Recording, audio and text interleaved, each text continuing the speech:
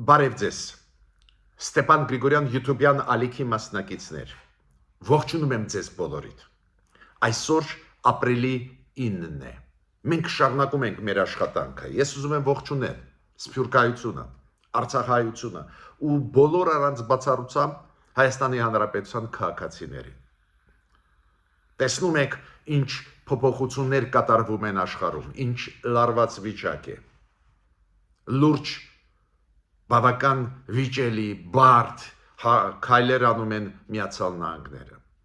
Ինչ է կատարվում Ուկրաինայի շուրջ, Մերձավոր Արևելքում դուք բոլորդ գիտեք, ալեկոծվող աշխարհ։ Ու այս աշխարհում պարզ է, պետք է մտածես ոնց պաշտպանես քո երկիրը, քո երկրի անվտանգությունը։ Օրինակ, ինձ համար ակնհայտ է,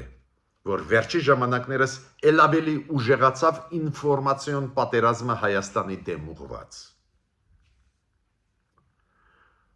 Կասկած ես չունեմ, որ դրսից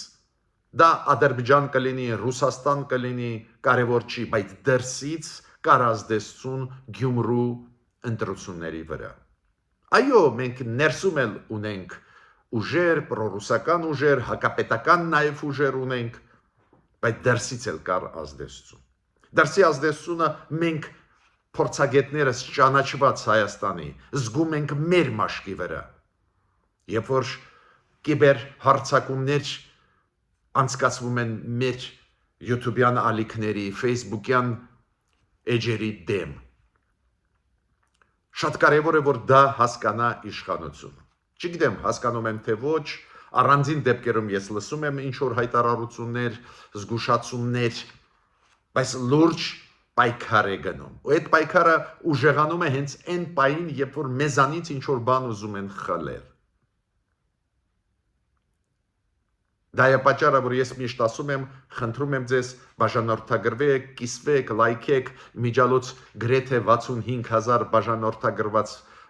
մարդու հասանք, բայց այդ աշխատանքը պետք է, որ մեր YouTube-յան ալիքը շարունակի ակտիվ աշխատել, դիտումները շատ լինեն, հենց դա է պատճառը, որ մեր ազդեցությունը կա, դրա համար էլ փորձում է Ադրբեջանը հարձակվել, դանդաղացնել աշխատանքը, այդ մեթոդները բոլորը գիտեն, հայտնի մեթոդներ են։ Հիմա այսօր մենք կխոսենք տարբեր հարցերից։ Օրինակ Ռուսաստանի քայլերի մասին, Ադրբեջանի հետ ու Հայաստանի հետ, կխոսենք մի շարք դրական զարգացումների հետ, Հայաստանի հետ կապված, քանի որ իրոք ծանր է վիճակը, իրոք լարված է վիճակը, ներսից էլ պայթացնում են Հայաստանը, ապա կայանացնում են, բայց կա դրականը, որը Սփյուռքահայությունը անում է, Հայաստանը անում է, փորձագետները Հայաստանի անում են, դրա մասին անպայման ես ուզում եմ այսօր խոսել, նաև պարզ է պրոբլեմների մասին, նաև կխոսենք։ Շատ ուշագրավ հյուր հրավիրեց Պետրոս Ղազարյանը իր մոտ երեք դրա այդ հյուրի մասին էլ կասենք, շատ տարօրինակ պաշտոնյա Ռուսաստանի ԱԳՆ-ից, տարօրինակ անվան տակ պաշտոններ։ Ուրեմն, սկսում ենք այսօրվա մեր աշխատանքը։ Մի քիչ նյուանսների, պրոբլեմների մասին, հետո կանցնեմ դրական զարգացումների մասին։ Գիտեք, երեք չարաչորը անհայտ կորած մեր զինվորների հարազատները, ծնողները, հարազատները անցկացրեցին բողոքի ակցիա կառավարության շենքի դիմաց։ Ինչու էր կայանում բողոքը, որ հետ չվերցնի Հայաստանը այն գործերը, որը կան եվրոպական դատարանում, միջազգային ՄԱԿ-ի դատարանում։ Դուք գիտեք, մեր կառավարությունը համաձայնվեց։ Ինչի հետ։ Եթե Ադրբեջանը ստորագրի խաղաղության պայմանագիրը, ուրեմն հետ կվերցվեն բոլոր այդ գործերը, որոնք կան միջազգային դատարաններում Ադրբեջանի դեմ ուղղված։ Անկեղծ ձեզ ասեմ, համոզված չեմ, որ դա լավ է, ավելին ես իմ անհամաձայնությունը միշտ ասել եմ, բայց հիմա փաստը մնում է փաստ, որ կառավարությունը համաձայնվեց, եթե Ադրբեջանը ստորագրի, հետ վերցնի այդ գործերը։ Ես ուզում եմ ձեզ հանգստացնել բոլորիդ Ադրբեջանը չի ստորագրի խաղաղության պայմանագիրը, քանի որ տեսնում է շանսեր այլ ձևերով լուծել այն հարցերը, որը ուզում է լուծել Ադրբեջանը։ Օրինակ, բացել ճանապարհ Նախիջևան Ադրբեջան։ Օրինակ Սյունիքով։ Ադրբեջանը տեսնում է շանս ուժով դա լուծել, ինչ իմաստ ունի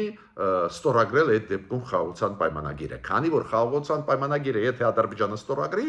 շատ կաշկանդված կլինի իր քայլերի մեջ։ Բայց մարդիկ մտահոգված են Հայաստանում։ Ու ստեղ կա մի նյուանս, որի մասին քիչ են խոսում։ Մենք ունենք մեծ թվով վերջի պատերազմական գործողությունների ժամանակ, վերջի պատերազմի Ղարաբաղի 2020 թվի, վերջի հարձակման Ադրբեջանի Հայաստանի տարածքի վրա սեպտեմբերին 2022 թվի, մենք ունենք բավական մեծ թվով մեր զինվորներ, ովքեր անհայտ կորած են։ Ու հարազատները կարողացան ձեռք բերել այն տեսանյութերը, որոնք ցույց են տալիս, որ հենց ադրբեջանցիք այդ զինվորներին մեր տարան գերի վերցրեցին, պատանդ վերցրեցին։ Ու այդ գործերը հիմա կան եվրոպական դատարանում, մի շարք գործեր։ Ու մարդկանց մոտ կա մտավախություն, որ մեր կառավարությունը միջև խաղաղության պայմանագրի ստորագրումը կարող է հետ վերցնել գործերը։ Այդ ուշադրությունը այդ գործերի վրա մեր հասարակության ուզում եմ դարձնել։ Մյուսը Ադրբեջանը նորից մեղադրում է Հայաստանը նրանում, որ Հայաստանը կրակում է։ Հոգնեցինք, այս վերջի մի ամիսը անընդհատ մեզ մեղադրում ենք, մենք արդարանում ենք, պաշտպանության նախարարությունը պետք է սկսի մտածել ինչ անենք։ Մեր կառավարությունը պետք է մտածի ինչ անենք, քանի որ թիվը այդ մեղադրանքների պաշտպանության նախարարության Ադրբեջանի շատ մեծ է, գրեթե ամեն օր վերջի ամիս իրանք մեզ մեղադրում են։ Հերթական անգամ այսօր մեղադրեցին, որ իբր 3 ապրիլի 8-ին մենք կրակել ենք։ Այո, մերոնք պատասխաններ տալիս են, բայց միգուցե դա բավարար չի, միգուցե մենք մտնենք ՄԱԿ-ի անվտանգության խորհրդի նիստ հավաքենք, դե հիմա ինչ է ուզում Ադրբեջանը, մի հատ ճշտենք էլի այնտեղ։ Միգուցե, բայց ուզում եմ ասել, որ պետք է ուշադիր լինենք, այդպես օդից էսդևի քայլեր չեն անում, նախապատրաստվում են ինչ-որ բաների, մենք կրահում ենք ինչին են նախապատրաստում, ես չեմ կարծում մեծ պատերազմին, բայց նախապատրաստվում են օպերացիա թիրախային անցկացնել, օրինակ օտարել մեզանից Սյունիքի հարավի մասով գնացող ճանապարհները։ Ու ստեղ նաև կա մեկ հարց, դուք գիտեք, որ մի քանի գյուղերի բնակիչները սահմանամերձ, օրինակ Խոզնավար գյուղի բողոքում էին, որ շատ են կրակում ադրբեջանցիք, հիմա Կուտ գյուղի բնակիչները բողոքում են, որ վերջի նվազագույնը 2 շաբաթ ինչ որ անընդհատ լսում են կրակոցներ, մեր պաշտպանության նախարարությունը ասում է, որ նպատակաուղղված այդպես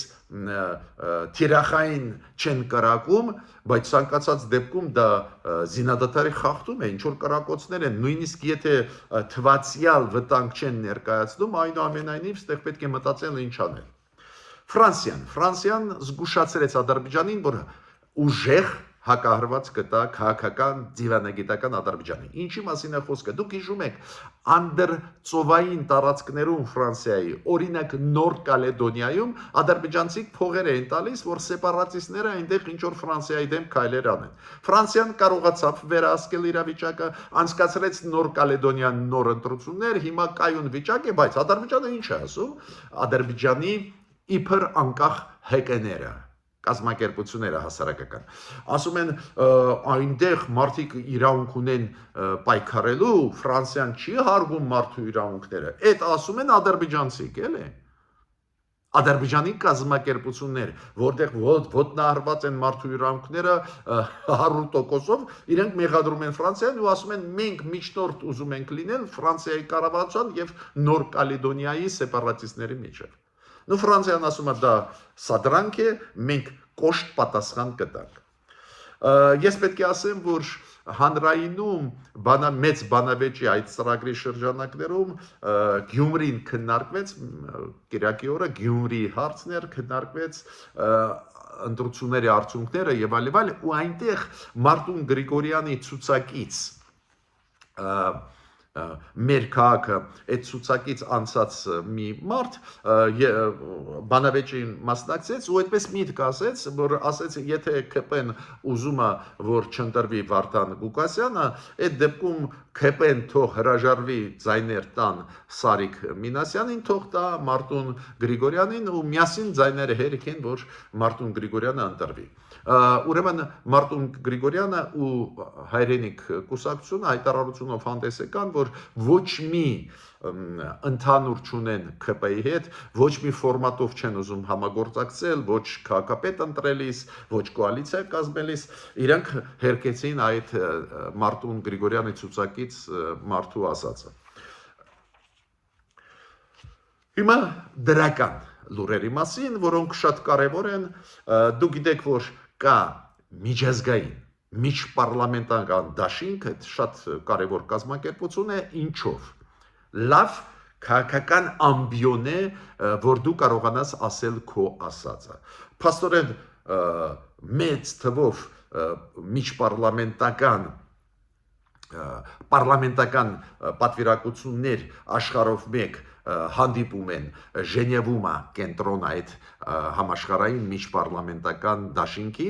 ուրեմն հարյուրավոր երկրների 100-ից ավել երկրների պարլամենտի անդամներն են ու դու կարող ես քո ասելիքը ասել այս անգամ մեր պատվիրակությունը գլխավորում է Ակոբ Արշակյանը որը փոխնախագահի ազգային ժողովի փոխնախագահն է ու ինքը բարձ է ելույթ ունեցավ Հայաստանից խոսեց Հայաստանի մոտեցումները նաև հայ-ադրբեջանական այդ խաղաղության process-ի հետ կապված ասեց այդ դրական զարգացումների մասին ասեց որ պատրաստ է խաղաղության պայմանագիրը եւ այլ ես այդտեղ մենակ մի բան ունեմ ասելու Պարզ է այդ ամբիոնները կարևոր են միանշանակ ողջունում եմ այդ աշխատանքը մեր ազգային ժողովի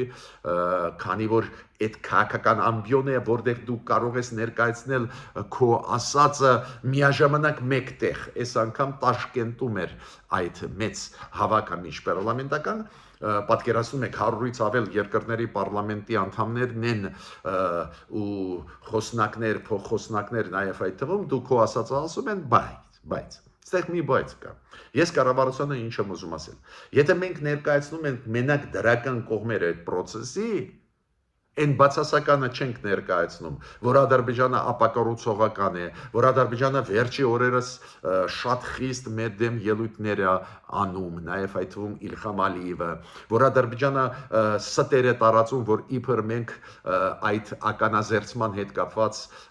process-ը խոչընդոտում ենք, որ իբր մենք խախտում ենք զինադատարը։ Եթե դա չես ասում, փաստորեն կամա թե ակամա ապա կողմորոշում ես աշխարհը։ Իրանք գիտեն թե էսա հայերը ադրբեջանցիների հետ լեզու գտնում են խաղաղություն եւ այլ բայց եթե մի շաբաթ հետո մեր վրա հարձակում լինի ես չեմ խոսում պատերազմի մասին ես դա այսօր գրեթե բացառում եմ բայց պատերազմական դիպուկ օպերացիաներ դիվերսիոն խմբերով ոչ միայն դիվերսիոն խմբերով շատ հավանական է որ լինեն մոտ ժամանակներս օրինակ եթե վաղը ավելի ճիշտ շաբաթ օրը բանակցությունները, որը պետք է Օմանում գնան, Միացյալ Նահանգներ, Իրան, չպասակվեն հաջողությամբ, միանշանակ է, որ Միացյալ Նահանգները Իսրայելի հետ օդային հարվածներ կհասցնեն Իրանի դեմ ուղղված Իրանի տարածքում։ Ու խառը վիճակ կստեղծվի նաև մեր տարածաշրջանում։ Ու Ադրբեջանը կարող է օգտվել ու պատրաստ է օգտվել ու այդպես չի էլի, որ իրանք գաղտնիք են դա պահում։ Ուրեմն ես կառաջարկեի խաղաղության օրակարգից ով ասեց որ հրաժարվենք, բայց այն բացասական կողմն էլ նշենք, որ աշխարհը պատրաստ լինի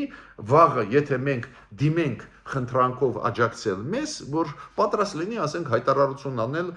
կարգի հրավիրել Ադրբեջանը, գոնե։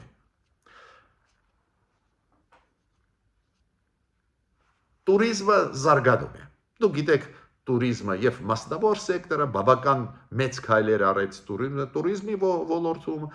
եւ նաեւ պետական այդ տուրիզմի գործակալությունը աշխատում է այդ բոլորի համար գաղտնիք չի վերջի 3 տարում մեր տուրիստական հոսքերը դեպի Հայաստան ավելացել են մի քանի անգամ հասնելով 2 միլիոն ու կես թվին այդ մեծ թիվ է փոքր թիվ չի 2.5 միլիոն տուրիստ տարեկան մտնում է Հայաստան պետք է ավելացնել ներուժը մեծ է բայց շատ կարևոր է որ ստեղ արվում է աշխատանք որը բերեց նրան որ համաշխարհային համբավ ունեցող ամսագիրը туриզմի հետ կապված որի անունը Eurowings է Eurowings նույնիսկ այս կազմակերպության ամսագրի կայքում կա հոդված Հայաստանի туриզմի մասին, որը կխթանի туриզմը Հայաստանում, կաջակցի։ Այդ շատ դրական նորություն է։ Շատ դրական նորություն է, որ պաշտպանության նախարարները Եվրոմիության։ Մենք սովոր ենք, որ Եվրոպարլամենտը ի օգուտ մեզ հայտարարություններ է անում, արտգործնախարարների նիստում Եվրոմիության արվում են լուրջ հայտարարություններ կապված հայ-ադրբեջանական հարաբերությունների ու շատ անգամ շեշտադրումները շատ դրական են մեզ համար։ Հիմա պաշտպանության նախարարները Եվրոմիության հավաքվեցին մի քանի օր առաջ ու իրենց հայտարարության մեջ պարզ է զգալի մասը նվիրված է Ուկրաինայի հարցերին, քանի որ դա հենց Ուկրաինայի վտանգությունը հենց Եվրոպայի անվտանգությունն է, բայց նաև Հարավային Կովկասի մասկար նվիրված կոչ էր արվում Հայաստանին Ադրբեջանին ստորագրել ի վերջո խաղաղության պայմանագիրը հորդորում էին իրանք, ասում էին, որ ուշադիր հետևում են, դա կբերի խաղաղության եւ այլ եւ այլ։ Այդ դրական է։ Այդ խաղաղության օրակարգի բաղադրիչներից, որ Ադրբեջանը իմանա, որ հետագրկրվում են։ Այո, Ադրբեջանը մերժեց Դոնալդ Տրամփին, պարզ է կմերժի նաև Եվրոմիության այս ձևի հորդորներին, բայց ցանկացած դեպքում Ադրբեջանը հասկանում է, որ այդ հորդորները իրեն են ուղղված, ինքը պետք է ստորագրի։ Հայաստանը օրը մեջ պնդում է, որ պատրաստ է ցանկացած բան ստորագրել խաղաղության պայմանագրի այդ վերջի տեքստը։ Չեմ ասում իդեալական է, ինձ էլ շատ բաներ մեջը դուր չեն գալիս, բայց Ադրբեջանը խուսափում է նույնիսկ այդ լավ իր համար տեքստը ստորագրել։ Գիտեք որ Եվրոխորհուրդ կա, ԵԽԽՎ կա, Եվրոխորհրդի խորհրդարանական վեաժողով, այնտեղ մերոնք բարեբախտաբար շատ ակտիվացան վերջի ժամանակներս ու պատգամավորներից մեկը նիստերում մեկում, որտեղ որ զեկուցով հանդես եկավ ԵԽԽՎ-ի կամ Եվրոխորհրդի մարդու իրավունքների հանձնակատարը, կոմիսարը, այդ կարևորագույն պաշտոնյաներից մեկը մերոնք բարձրացրեցին հարց, հիմա ինչ է լինելու Բաքվում բանտում գտնվող հայերի ում դեմ ֆեյք դատավորություններ են գնում ուստեղ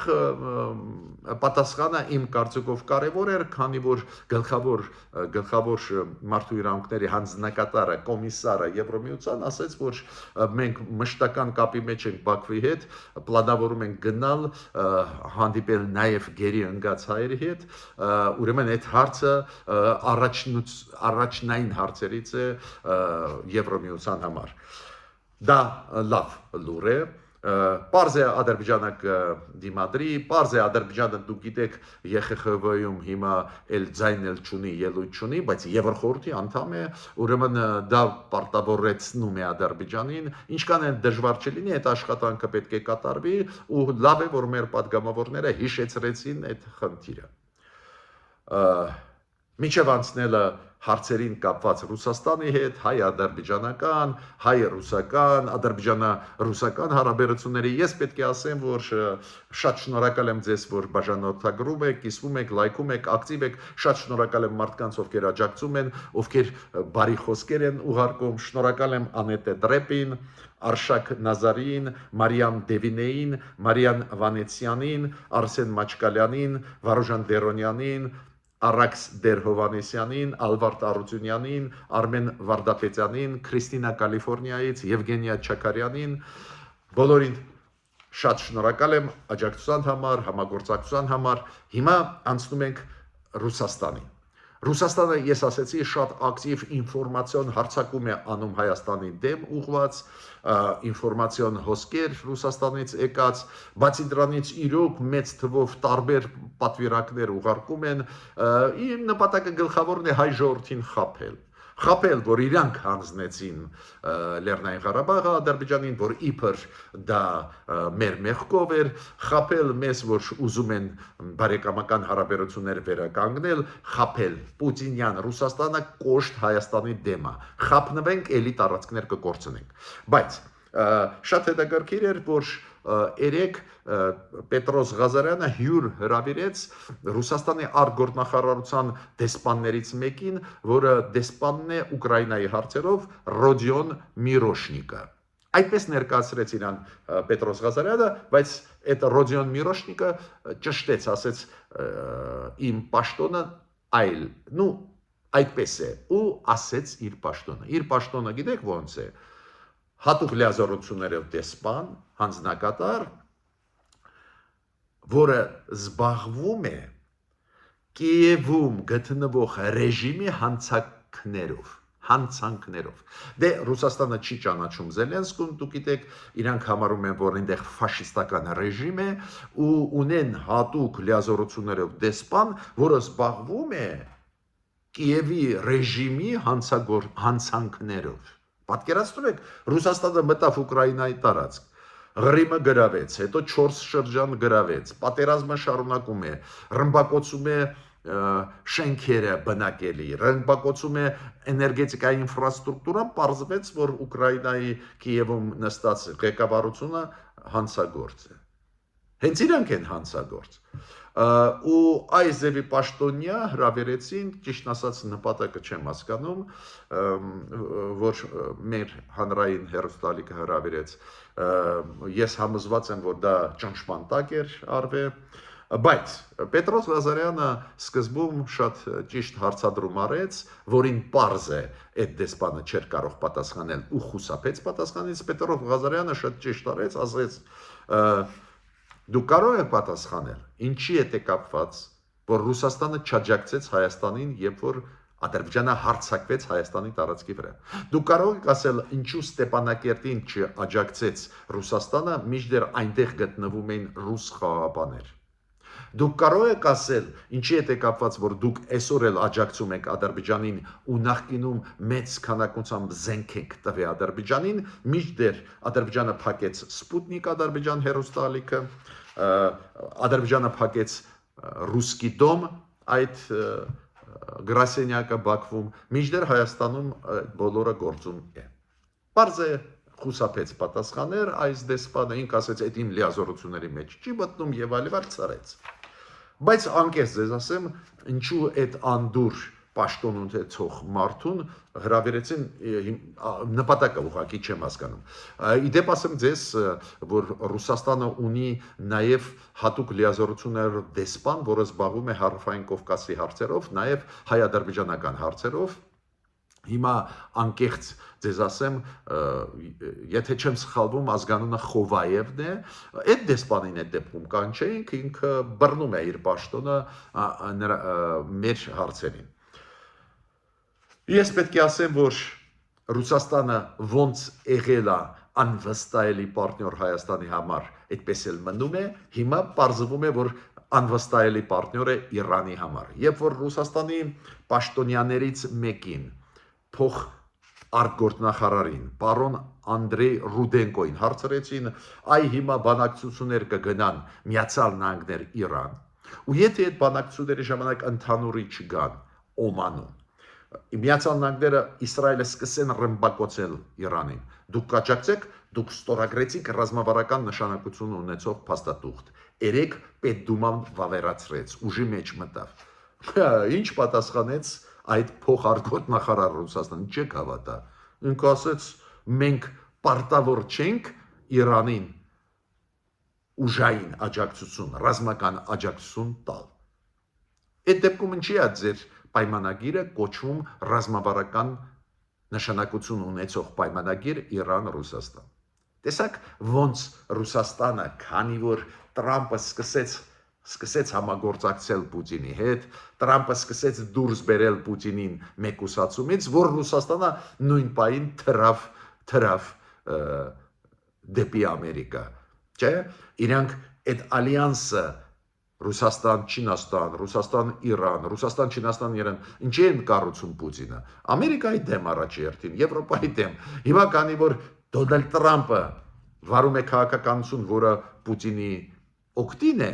Պուտինը թրավ Իրանից։ Այդ է որ մենք ասում ենք ու իրանցիներին ասում ենք՝ մի հավատա, Ռուսաստանը գծող է։ Ոնց մեզ գծեցին, հիմա գծում են Իրանի։ Ավելին, այդ ոնց է մենք ռազմավարական պարտներ էին Ռուսաստանում, Ռուսաստանը զենք զինամթերք միլիարդանոց ծախեցին Ադրբեջանին, դուք հիշում եք մինչև 2020 թվի պատերազմ։ Ռուսաստանի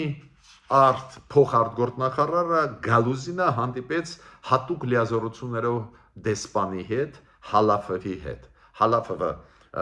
հատուկ լիազորություններով դեսպան, որը աշխատանքային այցով Մոսկվայում էր ու հանդիպեց Գալուզինի հետ, Գալուզինն էլ փոխարտգործնախարար է, ու այնտեղ խոսում էին տարբեր հարցերի համագործակցության